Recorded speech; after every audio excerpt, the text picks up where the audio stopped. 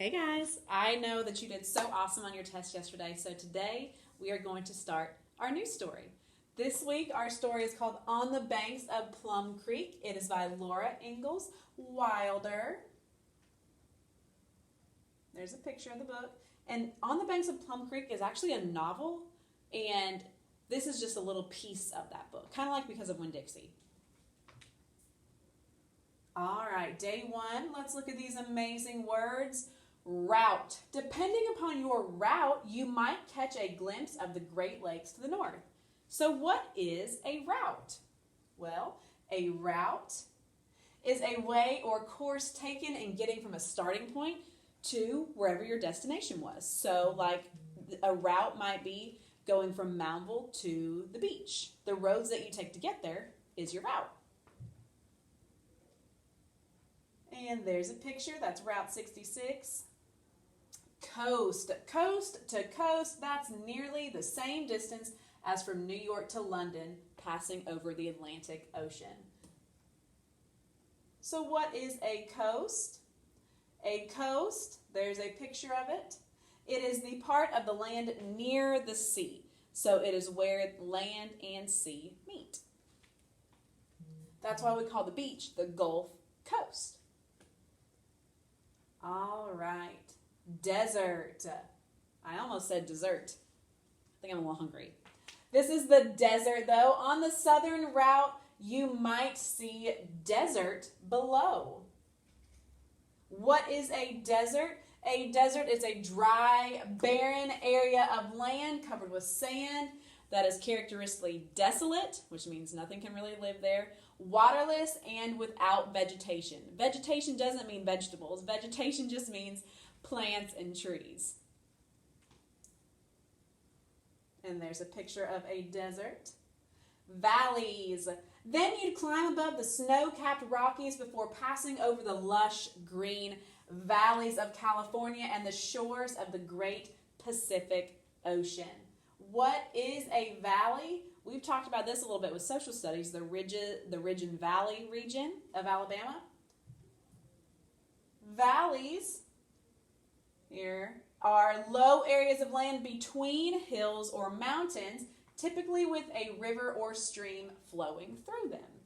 And that is a picture of a valley. You can see the hills here and how it kind of gets lower, and then there is a river flowing through it. All right, this week we are talking about literary elements, character, setting, plot, and the events in stories. Characters, as you know, are the people in stories, but they don't necessarily have to be people. They can be animals as well, kind of like in Lewis and Clark and Me, where we had Seaman, the dog, as our main character and our narrator. We learn about characters and what they are like by noticing how they act and by the things we say. We can tell if a character is a good character, if they are nice and they do the good things, and we can tell if they're a bad character if they have some not so awesome traits like bullying or playing tricks on someone. If the characters are telling the story using I, me, or my, they are writing in first person. There we go. If the characters are telling the story using he, him, his, he, or she, and her, the author is writing it in third person. And we talked about first person and third person, how first person would be like us in the classroom telling the story, how it happened. And third person would be like Mr. Posey looking through the window trying to figure out what's going on and telling the story from an outside point of view instead of inside. All right, the setting of the story is where it takes place and when it happens. Where something takes place is just as important as when it takes place. Because if we told a story about Moundville now, do you think it might look a little bit different if we told a story about Moundville 100 years ago? Yeah, it looked pretty different, right? So where and when are very important to the setting of a story. The plot is the sequence of events in a story. So it's the important things that happen. The first thing that kind of leads up to the really exciting thing, and then the actions that come after that exciting part of the story that kind of wrap it all up. So that is going to be our plot. Plot, typically, I'll say, give me the beginning, middle, and end of a story. Background background knowledge. Good readers use what they know to help them understand what they read. If you are going to read a book about dogs, if you already have a dog, don't you think you know just a little bit about dogs before you start reading the book? Now, do you know everything about dogs? No, and you'll probably learn something from the book. But when you read something that you already know a little bit about, it can help you understand something better, and that's what we call background knowledge. Before reading, you can look at the title and the pictures, and if you know something about the subject of the story, you're going to understand it a lot better as you read. Now, does that mean that you're not going to learn something from it because you already know something? Not at all. It just means that it's going to help you have a better understanding of it as you're reading through it. All right, let's go over our vocabulary for the week. Badger. A badger is a burrowing, flesh-eating mammal. And that is the picture of a badger. That does not look very pleasing. I'm going to go ahead and change that slide. Okay. Bank. The rising ground at the edge of the lake, river, or sea. Now, this is not the bank where you can go deposit money or get money out. This is like a river bank or the bank on the edge of a lake. Okay, a little bit different. And this is what we're talking about with a bank. See right here, this kind of upper part, and down here where it's on the edge of this lake, that's the kind of bank we're talking about. Not Regions or Alabama 1 or anything like that. Bristled is just short, stiff hair. So you can kind of think of like maybe your dog has bristled hair. If it's really short and fine hair, like it's stiff, it's not fluffy. Okay, it's just short, stiff hair. And here are some hedgehogs to kind of give you an idea of some bristled hair. Jointed, a place where two things or parts are jointed. Kind of like your elbow right here, or your knee right there, or your fingers where they bend, right?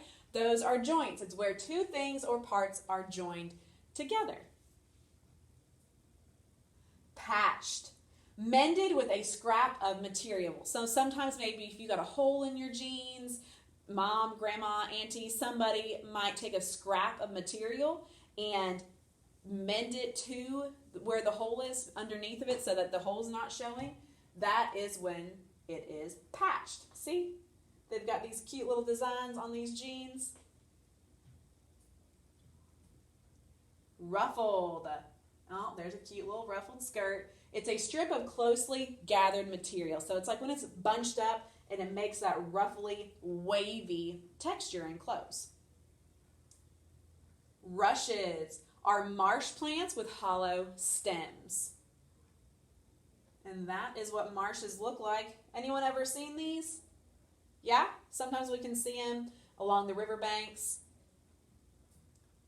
All right. For grammar this week, we are talking about subjects and predicates of sentences. A sentence, as we know, is a group of words that form a complete thought. Every sentence is going to have a subject and predicate. Every single one. If it doesn't have a subject and a predicate, it's not a complete sentence. The subject is the part of the sentence that tells who or what the sentence is about, or who or what is doing the action in the sentence.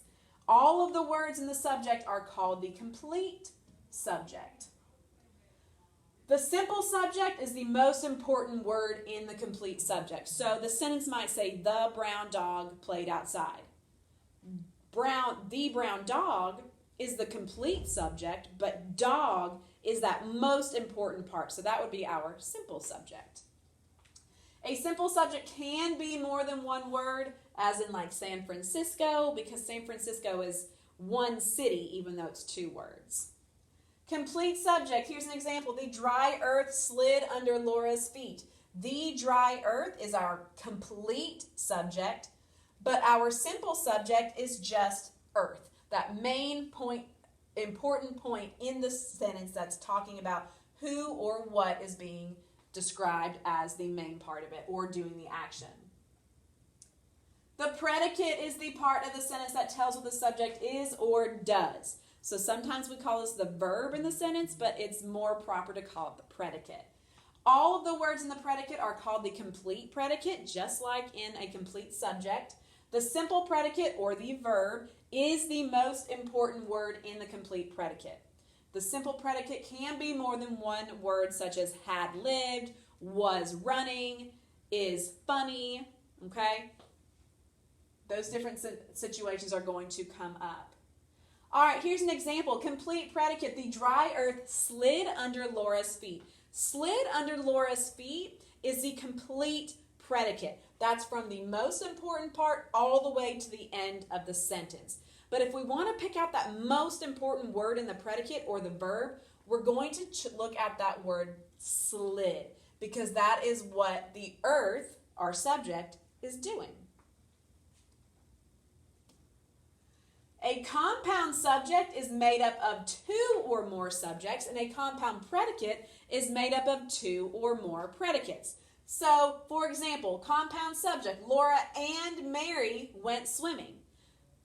Laura and Mary are both performing the action, so we have to make sure that we include both of them in the subject. That's a compound subject. Kind of like if you were to say, me and Mom went to the store. Well, you didn't go, right? You both went. So you've got to make sure you lump them together as a compound subject. Compound predicate, they splashed and played in the water. Same thing. They, the subject, are doing two things. They're not just splashing, they're also playing. So we can't just leave one of those actions out. We have to make sure that we include both of them in a compound predicate. Spelling words this week. Last week we were long A and long I. This week we're long E and long O. So we've got sweet, least, throat, flown, croak, indeed, seaweed, each, freedom, float, greet, shallow, rainbow, hollow, three, below, foam, season, eagle, and groan. And these words and your vocabulary words will be on your study guide sheet in your weekly material or weekly study materials folder in your Schoology. So make sure you find those there so you can study, okay? All righty. We are going to exit out of here. Our question of the week for this week is, why do we want to explore new places? What kind of reasons do we have for wanting to go new places or wanting to see new things? Think of a couple things. Sure, you can have a long list of why you would want to go somewhere new or do something new. Let's watch this video really quick. Why do we want to explore new places? When my family and I traveled from New York to California, I learned a lot. Along the way, we saw many different types of landscapes.